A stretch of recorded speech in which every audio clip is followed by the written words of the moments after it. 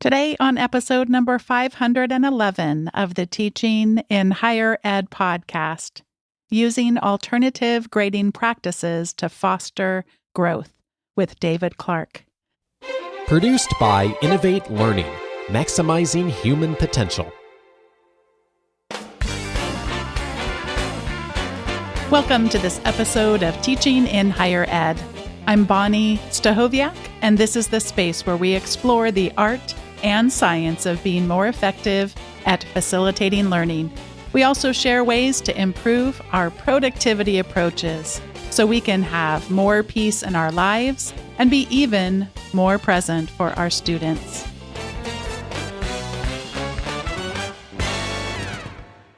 David Clark is back to teaching in higher ed. He's an associate professor in the Department of Mathematics at Grand Valley State University.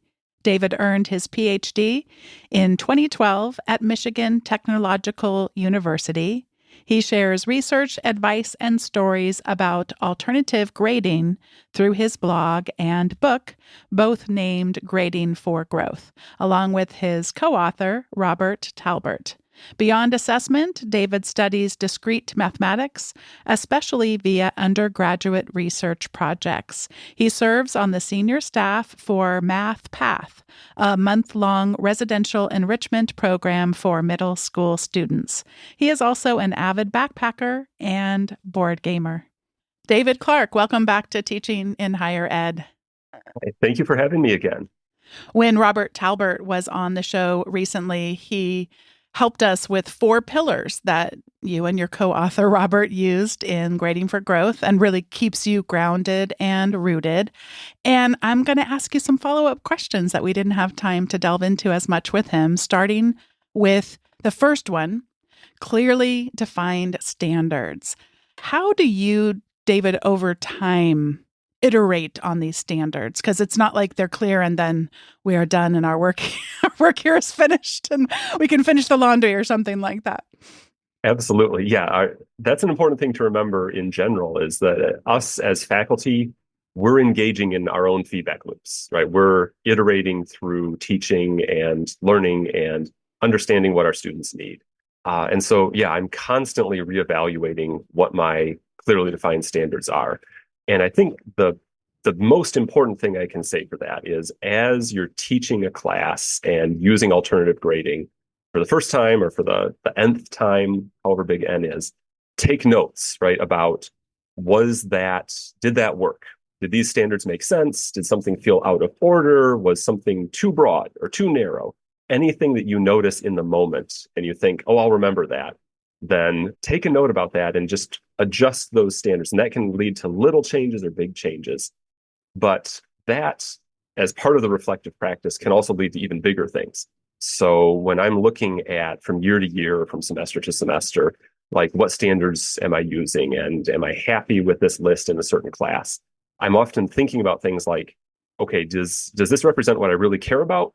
Or am I getting comfortable with it, but comfort is not necessarily the same as what really matters, right? Have things shifted in my teaching or in what I care to emphasize? Do I really want to teach that one standard, or is that just a thing that maybe we do in class and I'm happy with it? So those are the types of questions that you can ask yourself, right? How important is this? Do I want to keep doing this? Is it too specific, too broad? Any of those types of things. And then just never stop thinking about that. Never think that your list of standards is perfect, because you change, your students change, the class changes, the world around us changes, and that makes a difference. Can you talk about what might prompt you to take notes? Is it because something didn't go as expected, or is this a discipline that you have on a regular basis that's instilled in your habits? Right. So it is absolutely part of my habits to just take notes about each class. And sometimes it's a single phrase, right? And sometimes the phrase is great. But an example of a note that I took really recently on my own list of standards from one class that I teach is it was just said, flip L2 and L3. So L2 and L3 are the names of 2 standards. And I realized as we were working on something and I was writing a quiz that we encounter those in the opposite order from what I had put them on a list. And it's a really minor thing, but when a student is looking at my list of standards, they're kind of going from top to bottom. This is the order that things happen in. And, oh, that was out of order. So a very minor thing. A bigger one I've done recently is a couple of semesters ago, I just drew a big X through an entire category of my standards and said, you know what? I don't want to be assessing these. It's a thing we're going to do in class, and I care about it, but it's not something I'm going to assess. And that's often true for things that are sort of habits of mind and things that would maybe fall under the, what's the phrase I'm looking for here? The unspoken curriculum, the hidden curriculum, where like I want to help my students understand these things, and I am not going to assess them at all. I want them just to engage in experience and be aware. And the second pillar that Robert reintroduced us to recently is helpful feedback. And I get so much joy out of when I experience those feedback loops, and I'm fascinated by them. I also get so much frustration. So I know my own failures are often related to some aspect of feedback loops, but what are you hearing from faculty that you get a chance to work with? And in your own work, where do we sometimes struggle with feedback loops? What are some of the patterns that you notice there? Right. So we call it helpful feedback, right? And that's it's kind of easy. Most of us are used to giving feedback in some way, but making it helpful is the tough part. And something that I find a lot, and I see this in myself as well, is that we've built up these muscles in giving feedback that is sort of justification for why you lost a point or you know something didn't work out or whatever. And so it's backwards looking, right? It's saying, well, I took off this point because this thing had to happen or whatever, as opposed to, okay, this is what happened, and now I'm going to give you feedback to help you engage with and understand the thing I want you to. And it's kind of a subtle shift, but a lot of us, myself included, are so used to giving that backwards looking feedback that it's not as helpful then. And so to think, okay, I'm going to give this feedback with the understanding the student needs to be able to use it. So it can be fairly direct about what needs to happen as opposed to what already happened. And so helpful in that way, helpful knowing that it's meant to be used, helpful knowing that students will have an opportunity to use it so that they actually can act on it, and helpful being specific. Students are still learning, even if they're in the midst of the assessment process, and they often need more specificity about what is it that needs to be done as opposed to a general, well, your writing needs to be clearer. Right. That's not in terms of the standards that we care about. It's not specific in them. So all of those they require a lot of practice and feedback loops on the faculty members' part as well. And I'm still working on that and hopefully getting better. I had lunch yesterday with my mom and Dave, my husband, and she was chatting about that my brother recently showed her in the Duolingo language learning app how to add an additional language. I guess she had been learning along with my brother German, and he had showed her how easy it is to add a new thing. So she added Ukrainian, which I thought was fascinating because that's not a language that anyone in our family's ever spoken. And I'm talking to her about, what was it that intrigued you about that language and such. And she mentioned just really wanting to learn a language where it was so different because she learned the Romance languages when she was in college, et cetera. And as she's talking, she was just sort of in a self-deprecating way, feeling, I don't want to describe a feeling, but just like how silly is it, or how frivolous is it that, here's this little thing and I get these little indicators that I've done something well. And then she was also talking about when she doesn't, and sometimes struggling with not wanting to fail and just what that experience is like to fail, even though it's just this little app. It's not like someone out there is keeping score on her, beyond the app.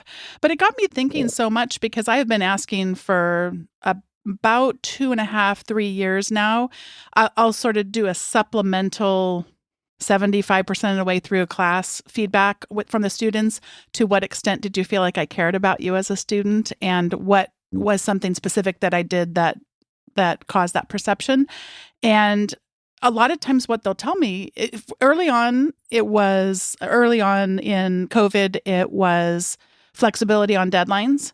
And then in the more recent years, it has been feedback. And David, I'm telling you, my feedback, it's not that it's that uniquely helpful. It's really, to me, I would characterize more than half of what I do is just that they know there's somebody there on the other side that isn't a bot, isn't AI, isn't, Duolingo, that's not an actual person giving that feedback. So to what extent have you come across feedback that's helpful because it's coming from a human being? That's a really good question. And I have to say, it's not something I've thought too much about because most of the time I'm working with people who are going to be giving feedback, right? So by Yeah. default, it's Yeah, going to be it a is a human person. being. Yeah. But there is a lot of, there's a lot of discussion about things like auto grading and like what kind of feedback can we give through auto grading? And like, there's no question that students understand that feedback is different, right? Like they put less stock in it. They understand it can go awry, or even if it doesn't, they may think it does. But I think what you're getting at is like a fundamental important thing about teaching is that human connection, right? So obviously, I think alternative grading is this great idea. It's really important, but like it can't be ahead of just establishing relationships with students and letting them know that you care and that your feedback that you're giving, like it's because you really do genuinely want them to learn this stuff and improve and stuff like that. Like it's not a mechanical process. And if students see that you have that empathy and that sort of connection, that goes so far to like taking care of the types of concerns that people have about alternative grading or active learning or anything in a classroom. Last semester, I had a student I was fairly sure was using AI, and I say that somewhat sarcastically because when it comes back with, I can't perform this function for you, you kind of can pretty much guess that's who you're dealing with here. But I really worked hard on thinking about what are the clearly defined standards that I'm assessing in those assignments and attempting not to have the opposite of the halo effect happen where I get triggered somehow because how dare you not treat the person on the other side of the screen as, as well as you should be, et cetera, and would provide feedback of it appears to me that this is not giving the context. I asked about the context for you specific to your life. I care about your life.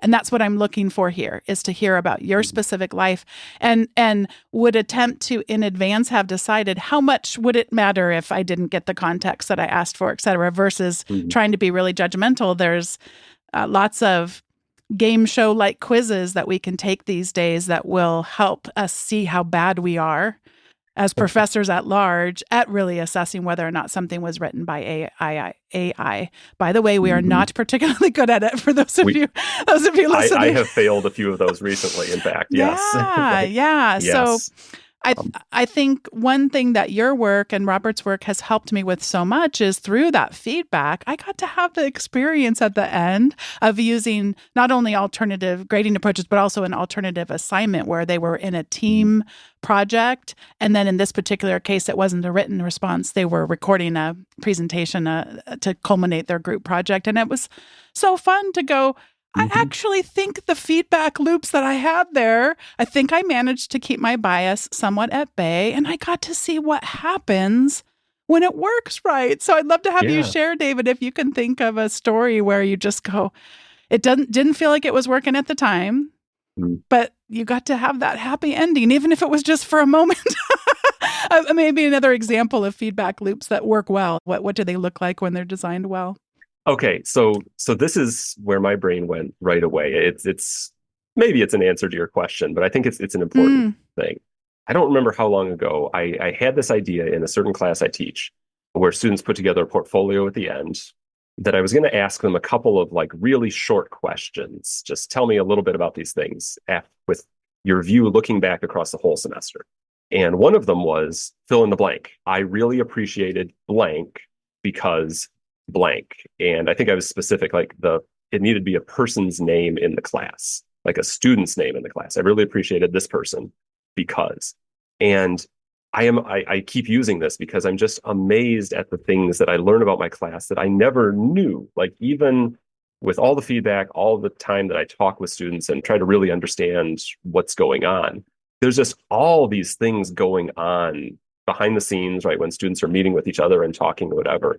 And so I've learned that like these students who I did not realize even knew each other are like supporting each other and we're helping each other meaningfully and understanding assignments and really digging deeply into what was going on in the class. And I just never knew it, right? And for me, a big thing that question has done is it just adds more humanity to this final assessment process where, at the end of the semester, there are final grades, and it can feel like even in the most wonderful class, it can actually, to me, feel kind of depressing to assign those final grades and do that final summative, well, here's a one letter for the entire semester. And knowing that even students where I might have looked and said, I think they're really struggling, or maybe I don't know if you're getting this, buddy, that like they were trying and they were doing such real, genuine work that I couldn't see. I just, there was no way for me to see it. That has happened actually several times. And it's sort of heartwarming.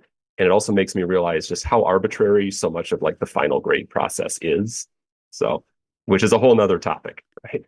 Yeah. I have this sign that hangs in my office, which is it's in reference to an author who sadly has passed away, but the sign reads, "Show up for the work." And Rachel Held Evans used to have that above her writing desk. And show up for the work to me means it says a lot about vulnerability, and also about that we're not always going to show up. If I tried to do this podcast for almost 10 years as of talking with you today, like if I had tried to always show up, given the best podcast I could imagine, I could have never shown up to sit in front and do that. So, but anyway, another big thing that could be another sign I would hang maybe is make the work visible.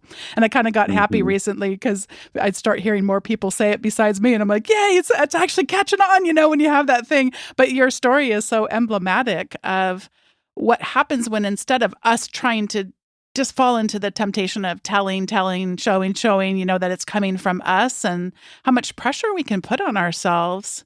And you've invited them to share about the part that we might not be able to see as well, make the work visible. Let's see that same kind of humanity you shared about, the same kind of vulnerability, but you're getting to see those glimpses of the student to student in a new way. That's such a powerful story.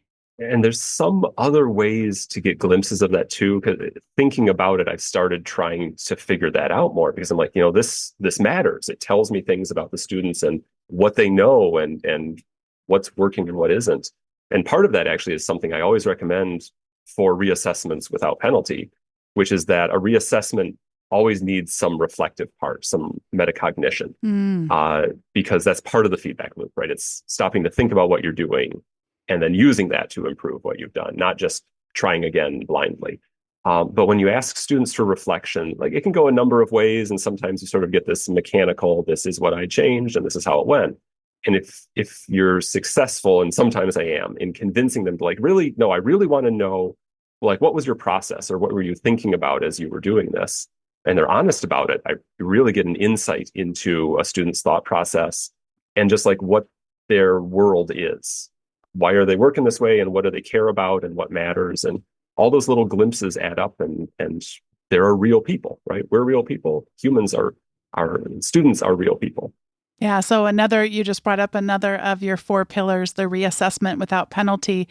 And I try not to make this all rating myself. I don't want to berate myself. I don't think that's that interesting for other people to listen to. But I've got reassessment without penalty down, with the huge exception that you just talked about. So speaking of it being mechanical, what I typically have been doing is allowing for reassessment without penalty. I say clumsily only because I don't track it very well, so I'm not super strict about feeling like people will take advantage of that. In my experience, they just haven't, because of the types of ways I structure things. But I find myself, I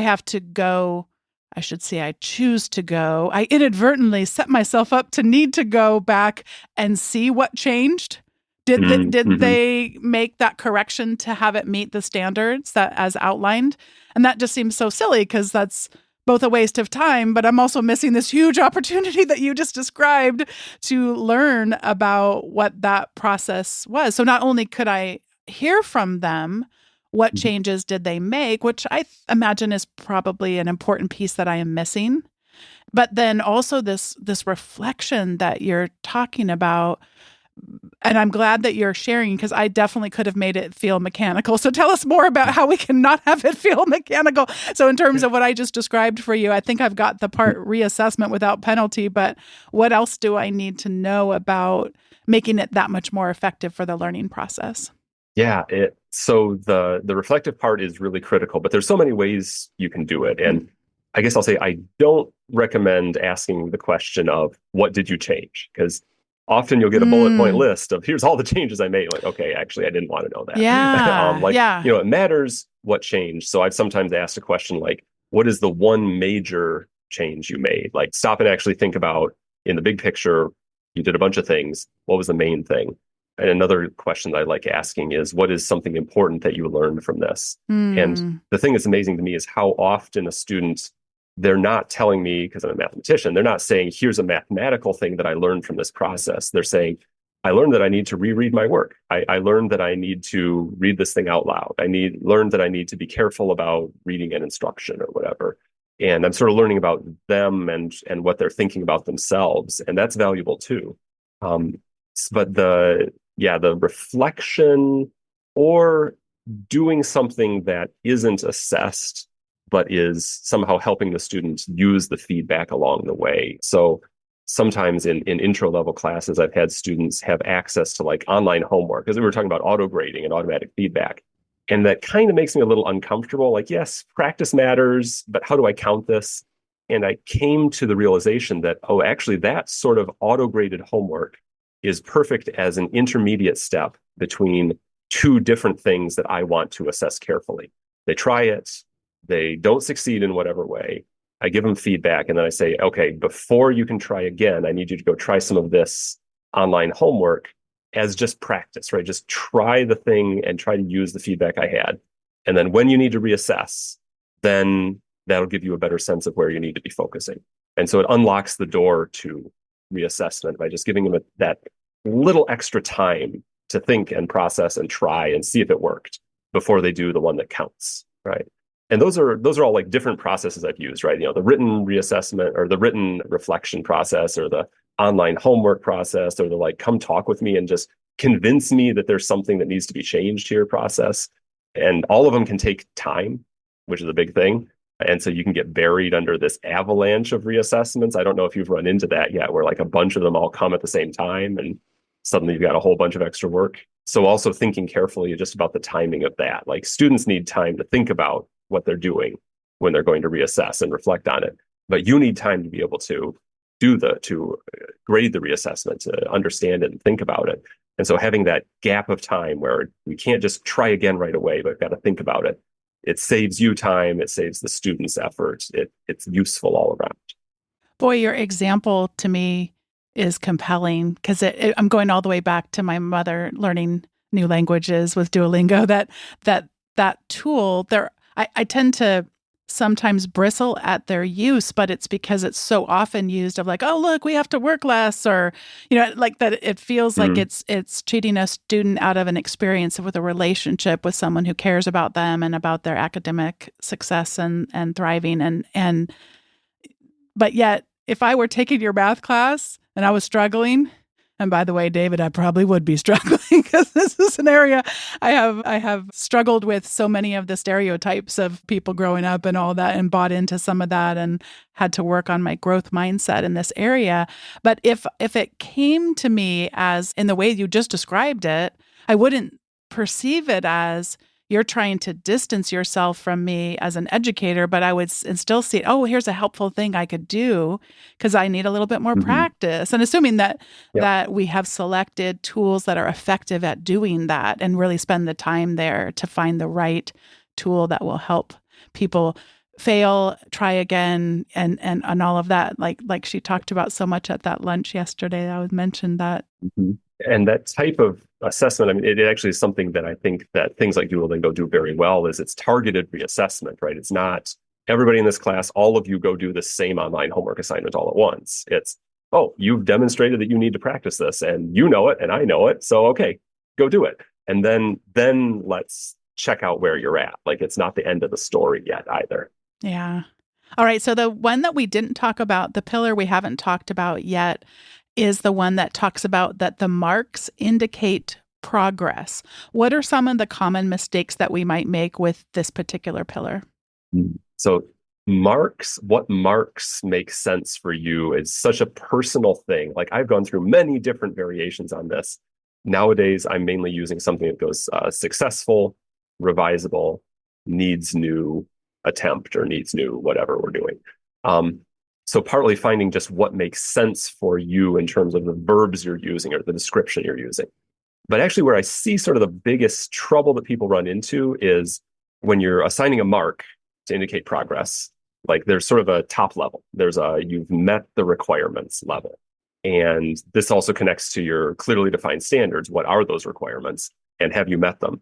And if that standard, if the successful mark basically means perfection, it means like, okay, there's nothing I could comment on, there's no feedback I could give, that's actually harmful, because insisting on perfection is basically saying everything matters equally.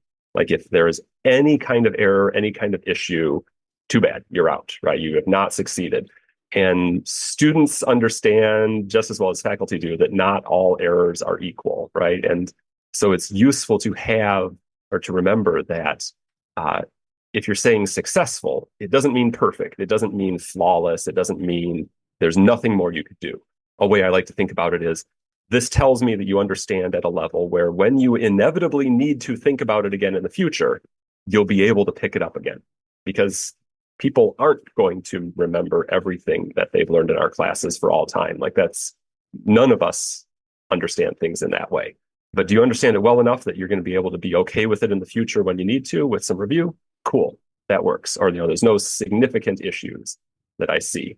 So yeah, don't aim for perfection, which means you have to think really carefully about then, okay, what are errors that can be fine up at that level of successful still? That's probably the biggest individual thing I see. And then there's many, many, many details of how you use marks and how we are accounting for them. And are you really sort of using points secretly without telling the students that they're points? Because students will know that if you are. But are you really treating it as, yeah, you've succeeded or you haven't? So it's sort of an all or nothing, not partial credit type thing. That does make a big difference in how alternative grading plays out with students.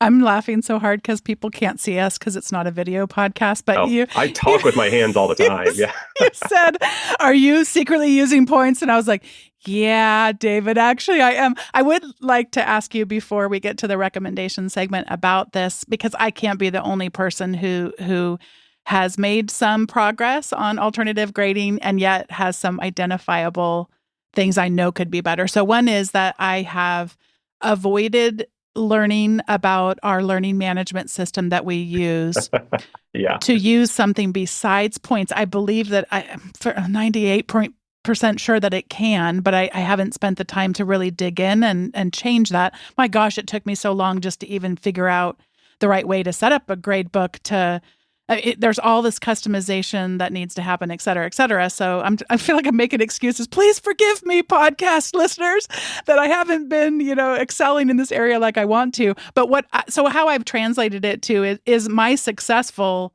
is 100% of whatever the points were for that. Mm-hmm. And my revisable tends to be that you get points, but then you could just revise and get those points back. But there's a lot of full credit. 90% of people, 95% of people get that full credit. And then the next one would be like your revisable. And then I think this needs new attempt is newer for me because Robert talked about sort of like the model I'm used to of you did it or you need to resubmit, but that's an interesting one for me. So I guess I have two questions now. First question is, how much do you want to push back to say, boy, points are really messing you up more than you realize, Bonnie, and you really should spend the time during your break in the summer, which is to say, I'm an administrator, so we don't really have breaks, but it's really worth the time to use your learning management system to indicate these things versus having points displayed to students. How worth it do you think? I realize it's completely arbitrary. Yeah, so I want to answer that right away. I think, in my opinion, if you can do it, it's worth making a clean break with points. And I realize a lot of LMSs, they're always there under the hood. So like the one what I use, it ends up being essentially 1 point for successful or maybe it's 2 points for successful, 1 for revisable, 0 for not yet or needs to attempt. But I've discovered that I can convince my LMS to display those as actual words. There's a rubric set up that can show those. And so as long as that's happening, that students understand that the points are not in any way actually points, they're not averaging or totaling, I think that's okay. And it's important to make a break with the points in the sense of averaging them or using them in that sense and change over entirely to the there's a meaning to this, and I happen to be communicating it maybe under the hood through a number, but it's really a word or a feedback meaning. Yeah. So I think that's worth it. And there are ways to do it, but yeah, LMSs are pain as soon as you go anywhere off script with not averaging your totals or anything, right? And can you tell us then about your needs new attempt and how that gets factored into grades? Sure. So fundamentally for me, there's only two things. There's successful, it's counted, or it hasn't yet. And the difference between the two levels of not yet that I have, which are revisable and needs new attempt, is what the student can do. So when I say something's revisable, what that actually means is this is, I think, a small issue. It's probably not worth you needing to try a whole new assignment or a whole new attempt at whatever we're doing, but I need to talk with you and you need to convince me, right? And that can become either, okay, yeah, you've convinced me it was just a silly blip, or it was a minor thing that you've understood now. And that becomes successful. So it counts fully. Or it doesn't. And I realize, oh, we need to sort of pivot into a little bit of a coaching session or something to understand what's going on. And then that revisable turns into a needs new attempt. And what that means is I want to see a full from scratch that you can do this attempt, right? So a new problem, a new assessment on the same topic in the future. But because they tried it before, I can have that coaching session to say, here's the sorts of stuff that you need to work on. Let's talk about that before you make the new attempt. As opposed to, oh, the thing you did, actually, that was fine. Now it counts fully. Can you give us an example from one of your classes of an assignment that would be revisable and an assignment or a submission from a student that would need a new attempt? Yeah, absolutely. So I'm using this exact setup in one of my classes right now where we have I use this setup for like mathematical skills that are the foundation for mathematical writing up at a higher level, right? And so we're using this sort of thing on like quizzes where students work on mathematical skills. So I have one thing I often use revisable for is where I'm asking a student about a definition, because we care so much about definitions in math. So like the definition of one number is a multiple of another. Like we need to be certain what we mean by that. And this definition will have several elements.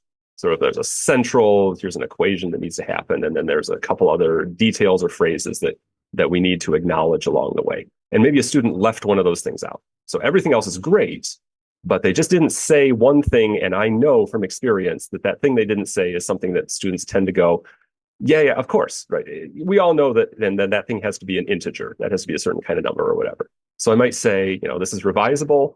Are you sure you addressed everything thoroughly, right? So it's my little hint of, you might have missed something there. And if they can come into my office and basically say, I completely forgot to say that K was an integer. Yep, okay, you convinced me. I don't need to see you write this whole thing from scratch again. I just needed you to realize that, oh, that was an important part of it, and now I've got it. On the other hand, if I'm asking them about a definition of, M is a multiple of N or something like that, and they are like using division, they're writing something that isn't involved in this at all, but they're maybe falling back to an earlier, more general level of understanding that doesn't show that they've got the mathematical precision we need in the definitions, then I'm saying, okay, yeah, you're actually not using the important things here. You're not using what we've learned from these definitions. And so you need to show me again on a new attempt that you can actually use our specific definition, not, something that you learned in grade school that is functional, but is not mathematically precise. And in this class, how many total assessments are they experiencing?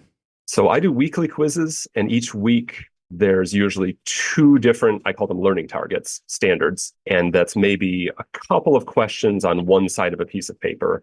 And then the next learning target is a couple questions on the other side. So that's 14 weeks times 2-ish, 28 different assessments of my list of standards. And then occasionally a few larger ones where students have, so friend Kate Owens calls these like reassessment carnivals, right? Or celebration of learning, right? Where we say, okay, let's look at all the different things you've learned recently. And if you need to show me you've learned one of them, now is your chance, as opposed to just a couple focused things. On an assessment carnival. That just sounds like fun. Yeah, is there popcorn? There's and tons of things to look at and many different places to go, and you pick the ones that are best and you need to do the most or whatever. Oh my gosh, I'm thinking fried Oreos, the fried Twinkies, that sounds amazing. All right. This is the time in the show where we each get to share our recommendations. And since I have already recommended the book Grading for Growth, I'm going to recommend from David's website a page he has put together called Alternative Grading Resources.